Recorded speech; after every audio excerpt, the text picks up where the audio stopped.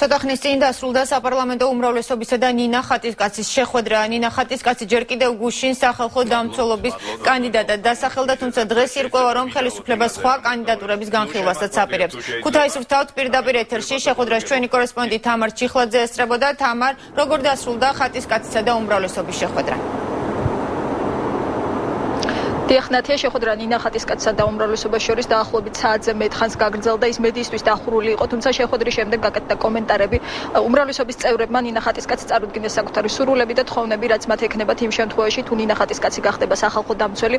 მაგალითად, ზურაბ აბაშიძემ განაცხადა, რომ მან პირადად სთხოვა ხატისკაცს განსაკუთრებული ყურადღება მიაქციოს სასჯელ აღსრულების სისტემაში არსებულ პრობლემებს და იმ ჩინოვნიკების საქმეებს, რომლებიც ახლახანს დააკავეს ბაჩუ ახალაია, გიგი კალანდაძე და ზურაბ შამათავა. ხოლო რაც შეეხება თავად ნინა ხატისკაცს, მან პასუხი გასცა უმრავლესობის მხრიდან დასმულ შეკითხვებს და ასევე წარადგინა ის პრიორიტეტები, რომელიც მას ექნება იმ შემთხვევაში, თუ აირჩევენ სახალხო დამცველად. ჩვენ შეგვიძლია ნინა ხატისკაცის კომენტარი მოვისმინოთ.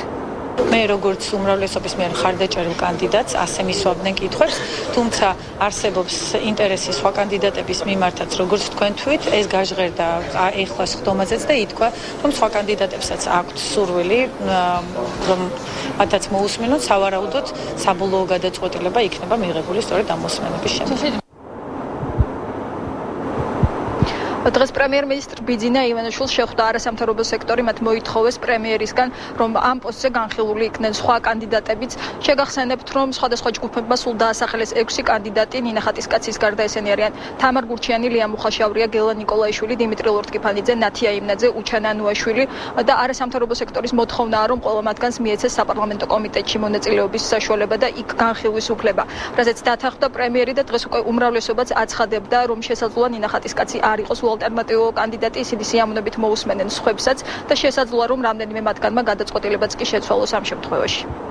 გავიგეთ, რომ პოზიცია თვითონ არასამთავრობო ორგანიზაციების არის დაჟინებული იმასთან დაკავშირებით მოთხოვნის, რომ სხვა კანდიდატურებიც იყოს მოსმენილი და მათი პოზიციებიც იყოს გაზიარებული საქართველოს პარლამენტში, რა თქმა უნდა, ამაზე ჩვენ უარს ვერ ვიტყვით. ბუნებრივია და გავითვალისწინებთ მათ მოთხოვნას და შევხვდებით და მათ მოსაზრებებს და მათ პოზიციებსაც მოვისმენთ, როგორი უნდა იყოს მათი მოღვაწეობა ომბუდსმენის პოსტზე. ჩვენ გადაწყვეტილებას რა თქმა უნდა დღეს არ უღებულობთ და ამისთვის დრო გვაქვს საკმარისი. მოგეხსენებათ 40 დღეა გათვალისწინებული, ვთქვათ, როცა მოიხსნება კანდიდატურა ყოფილი ომბუდსმენის, იმ დღიდან ასე რომ ვადები გვაქვს, რახან საზოგადოების ასეთი თხოვნაა, რომ ჩვენ სხვებსაც მოусმენთ სიამოვნებით, რატომაც არა, ჩვენ ყოველთვის ვაკეთებთ იმას, რაც საზოგადოებას და ხალხს უნდა. ნინა ძალიან კარგი კანდიდატია, თუმცა ანალოგიური განწყობა მაქვს კიდევ რამოდენიმე სხვა ადამიანთან მიმართებაში, რომლის გვარიც დღეს ისმის ტელესივრცეში. ნახოთ, ისინიც მოვლენ, ჩვენ სამშაბათს ალბათ სავარაუდოდ გვექნება საგანგებო სხდომა, იმიტომ რომ ბიუჯეტის საკითხი დგას. ქართული ოცნების მხრიდან გაკეთებულმა მხარდამჭერმა განცხადებებმა ნინა ხატისკაცის მისამართით გამოიწვია საზოგადოების ერთი ნაწილის კრიტიკა. ნინია კაკაბაძემ უწოდა ამ გადაწყვეტილებას არადემოკრატიული და პოლიტიკური გადაწყვეტილება. საკუთარ ვიდეობლოგშიც გამოთქვა მან ეს მოსაზრებები და ნინა ხატისკაცი დღეს გამოეხმაურა ამ ვიდეობლოგს და მოუწოდა ნინია კაკაბაძეს უფრო არგუმენტირებულად გააკრიტიკოს.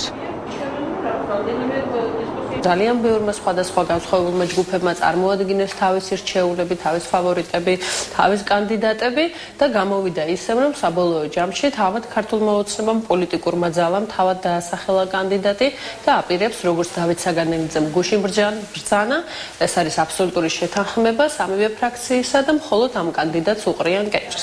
ის ძალიან მოკლე ბლოგში და მის ძალიან მოკლე მონოლოგში იყო როგორც მინიმუმ 5-6 უზუსტობა თუ არასწორი ინფორმაცია. მათ შორის ერთი ძალიან მნიშვნელოვანი ბრალდება ჩემს წინააღმდეგ იყო ის, რომ მე ვარ ქართული ოცნების მხარდაჭერი და მე ვთხოვ, როდესაც ადამიანები ამგვარ განცხადებებს აკეთებენ და კონკრეტულ რას ეფუძნება ასეთი განცხადებები, იმიტომ რომ ეს უბრალოდ ტყუილია და სიმართლეს არ შეესაბამება.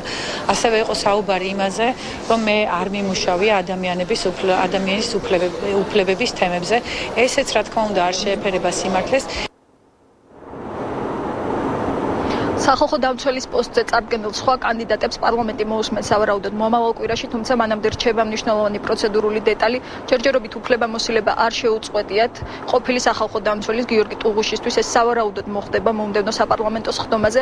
ამ დღიდან 30 დღის ვადაში უნდა დამტკიცდეს სახალხო დამცველის ახალი კანდიდატურა, ასე რომ უმრავლესობას აქვს დრო ან ზალაში დატოვოს საკუთარი გადაწყვეტილება, ან მიიღოს გააკეთოს სხვა არჩევანი. მადლობა სახალხო დამცველის კანდიდატებთან დაკავშირებით თამარ ჩიხლაძე ქუთაისიდან საუბრობდა პირდაპირ ეთერში.